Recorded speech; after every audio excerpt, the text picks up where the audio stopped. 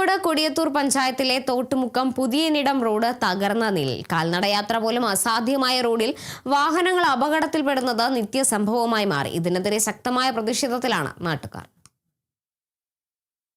കഴിഞ്ഞ 10 വർഷമായി യാതൊരുവിധ അറ്റകുറ്റപ്പണികളും നടത്താത്ത റോഡിലൂടെയുള്ള യാത്ര ഇപ്പോൾ ജനങ്ങളുടെ ജീവന് തന്നെ ഭീഷണിയായിരിക്കുകയാണ്. ജില്ലാ പഞ്ചായത്തിന്റെ അധീനതയിലുള്ള കൊടിയത്തൂർ പഞ്ചായത്തിലെ തോട്ടുമുക്കം വാലില്ലാപ്പുഴ റോഡിൽ തോട്ടുമുക്കം മുതൽ പുതിയനിടം വരെയുള്ള 2 കിലോമീറ്റർ ഭാഗമാണ് പൂർണ്ണമായും തകർന്നു കിടക്കുന്നത്.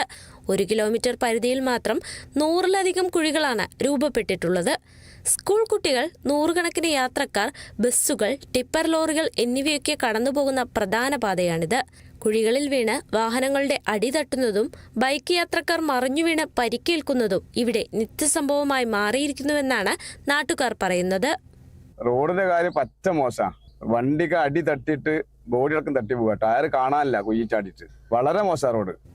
റോഡിന്റെ ശോചനീയാവസ്ഥയിൽ പ്രതിഷേധിച്ച് BJP തോട്ടുമുക്കം മേഖലാ കമ്മിറ്റിയുടെ നേതൃത്വത്തിൽ റോഡിലെ കുഴികളിൽ വാഴ നട്ട് വേറിട്ട രീതിയിൽ പ്രതിഷേധിച്ചു. 10 വർഷമായിട്ട് ഈ റോഡിന്റെ ശോചനീയാവസ്ഥയാണ് ഇത്. ഒരു കുട്ടികൾക്ക് പോലും മഴക്കാലത്ത് നടന്നു പോകാൻ കഴിയാത്ത ഒരു അവസ്ഥയാണ് ഇവിടെ. കൂടാതെ UP സ്കൂള്, LP സ്കൂള്, മദ്രസ, ക്രിസ്ത്യൻ ആരാധനാലയം ഇതെല്ലാം ഉള്ള വഴിയാണ്. സാധാരണക്കാരൻ മഴ പെയ്ത വെള്ളക്കെട്ട് പോലും നടന്നു പോകാൻ കഴിയുന്നില്ല. മറ്റുള്ള വീട്ടിലേക്ക് വെള്ളം കയറുന്ന അവസ്ഥ. വേനൽക്കാലമായ കോറിക്കാർക്ക് കുറച്ച് വേസ്റ്റ് കൊണ്ടിടും. ആ പൊടി മുഴുവൻ അടുത്തുള്ള വീടുകളിലേക്ക് പടർന്നിട്ട് അവർ ദിവസവും നനയ്ക്കേണ്ട അവസ്ഥ. ഇതിന് ശാശ്വതമായ ഒരു പരിഹാരം നമുക്ക് വേണം. മുമ്പ് നാട്ടുകാർ പ്രതിഷേധിച്ചതിനെ തുടർന്ന് അധികൃതർ പാറപ്പൊടിയിട്ട് കുഴികൾ താൽക്കാലികമായി അടച്ചിരുന്നു. എന്നാൽ മഴ പെയ്യാൻ തുടങ്ങിയതോടെ ഈ മണ്ണ് ഒലിച്ചുപോയി റോഡ് വീണ്ടും പഴയപടിയിലാകും. പലതവണ ജനപ്രതിനിധികൾക്കും ജില്ലാ പഞ്ചായത്തിനും പരാതി നൽകിയിട്ടും നിരവധി സമരങ്ങൾ നടന്നിട്ടും ഈ ദുരിതപാതയ്ക്ക് ഒരു ശാശ്വത പരിഹാരം കാണാൻ അധികൃതർ തയ്യാറായിട്ടില്ല എന്നാണ് നാട്ടുകാർ ആരോപിക്കുന്നത്.